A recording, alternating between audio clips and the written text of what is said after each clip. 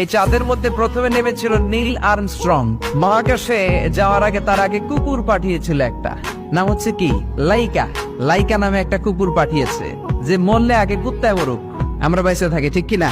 নাসার বিজ্ঞানীরা আগে কুকুর পাঠানোর পরে দেখেন আসে বেঁচে থাকে না, কারণ আপনি মাধ্যাকর্ষণ শক্তির বাইরে গেলে ওখানে কোনো বাতাস নাই, ওখানে কোনো আওয়াজ নাই, ওখানে কোনো অক্সিজেন নাই, বাঁচার পরিবেশও নাই। চিল্লায় বলেন ঠিক কিনা?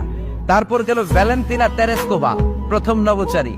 এদের সাহসের এই ধারাবাহিকতায় 1969-এ অ্যাপোলো 11 নামে একটা স্পেস শাটল দিয়ে নাসার সেই স্টেশন থেকে নীল আর্মস্ট্রং, এডউইন অলড্রিন আর মাইকেল কলিন্স 3 বন্ধু মিলে একটা স্পেস শাটল দিয়ে চলে গেল চাঁদে।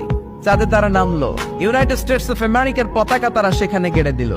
নীল আর্মস্ট্রং খেয়াল করে দেখে চাঁদের এই মাথা থেকে ওই মাথার মাঝখানটাতে ফাটা। ফাটিয়েছে কে? সে পরবর্তীতে পৃথিবীতে এসে বিশ্বনবীর বায়োগ্রাফি পড়ে জানতে পেরেছে এটা বিশ্বনবী আঙ্গুলের ইশারায় ফাটিয়েছিলেন। পড়েন আল্লাহু আকবার। আবার চাঁদের মধ্যে সে একটা মিউজিক শুনতে পেল। কি শুনতে পেল? চমৎকার একটা মিউজিক। কিন্তু পৃথিবীতে এসে কোথাও এই মিউজিক সে পায় না, কোথাও এই মিউজিকের ক্যাসেট অ্যালবাম খুঁজে পায় না। আমেরিকার একটা প্রেয়ার হলের পাশ দিয়ে সে হেঁটে যাচ্ছে, হঠাৎ দেখে ওই মসজিদের ভেতর থেকে ওই মিউজিকটা বাজে যেটা সে চাঁদে শুনেছে। মসজিদে ঢুকে দেখে একজন লোক কানের মধ্যে 2 হাত দিয়ে এই মিউজিকটা বাজায়। আসলে এটা কি মিউজিক না আজান? সে ভিতরে ঢুকে মুয়াজ্জিনরে বলে, তুমি এত বড় সিঙ্গার, এত বড় মিউজিশিয়ান, তোমার গান, তোমার মিউজিক চাঁদেও বাজে, কি এটা? সে বলল, এটা গান নয়, এটা মিউজিক নয়, এটা হচ্ছে আজান। চিল্লায় বলেন ঠিক কিনা? সে আজানের ধ্বনি আজও আছে না নাই? মহাত্মা গান্ধীর নাম শুনছেন?